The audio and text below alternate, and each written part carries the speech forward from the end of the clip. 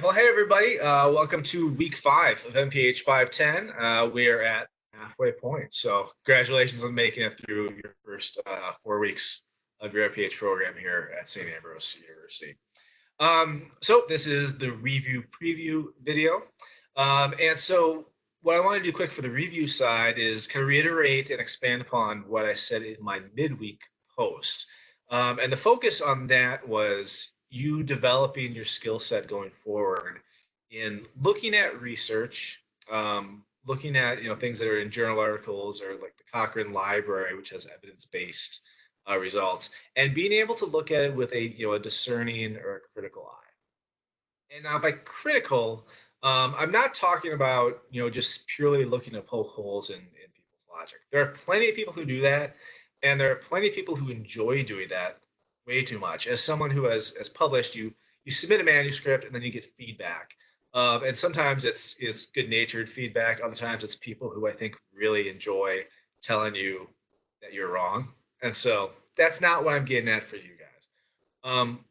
What I'm getting at is being able to kind of peel back the layers of what you are reading to understand, the specific nuances of it, and be able to have, with an educated understanding of, is this research applicable to what you want to do? So a lot of the research that we're going to look at, in the field of public health it's often what we call confirmatory analysis. And confirmatory analysis, it confirms things. Basically, it tends to jump on topics that we already know to be true. So say physical activity, exercise, it's good for you. We've known that general idea for centuries, for millennia, actually. Um, but papers still get churned out about it all the time. And now, why is that? Well, there's two main arms of research that you'll come across. One is more, and we're talking about physical activity, is more on kind of the biomechanical, hard science side of things.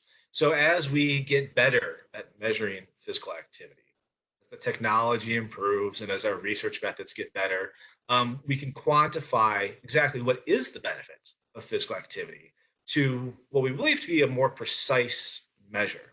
Look at what's the benefit? Does it, sort of level off as you get to a certain level? What are the differences that exist between groups in that benefit when you factor in things like genetics? So that's one arm of research.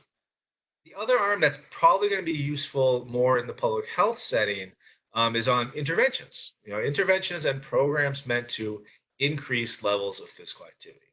So when you come across those, there's something to pay attention to, and that's the fact that there is something we call a reporting bias. And basically, what that means is most articles that you come across report significant positive findings, right? There's not a whole lot of literature out there saying, yeah, we tried this thing and it fell flat on its face. That doesn't tend to get published. It probably should, but it doesn't. So you're going to come across things that say, we did this, it worked great, da da da da, and here's what we got. So as you look through it, you need to be able to look back, and that's where that look at the limitations part comes in. So you have a good discerning eye on, what were the limitations, but also being very specific and nitpicky about what is the population that is the focus of, that particular research. What is the age group? What is the setting of it? And is it something that you think indicates and should work in the setting that you are interested in? So basically, it's reading these articles, reading the research, not just looking at the abstract and the discussion, but reading the whole thing, so you can have that really complete understanding of exactly what is being reported, and most importantly, if you think it is something that will work in your setting and what you are interested in doing. So that's the review part of this week. The preview for Module 5, we are focused on social justice and health disparities. Now, I think as I mentioned in a previous lecture, with 8 weeks, all the topics are big and important. They really are, and this one is no different. I want to kind of go over a couple topics and definitions that are really important to know. So health disparity, okay? What is a health disparity? Now, kind of a term that goes right along with that is what we think of as a health inequity, or sorry, inequality, health inequality. Health disparity and a health inequality are purely numbers based. Okay? If the disease rate in population X is this, and the disease rate in population Y is that, the difference between the two, that represents the disparity, that represents the inequality. It's purely a numbers based thing. On the other side of this, there is social justice and health inequities. Now, a health inequity is a difference that simply is not fair. There's no reason why there should be this difference. There just is. And the social justice side of things is taking that deliberate attempt to basically right the wrongs that caused this. So an example of a health inequality, we look at heart disease. Okay? There is an inequality between men and women. Men are roughly twice as likely than women to get heart disease at some point in their life. So there is a health disparity there.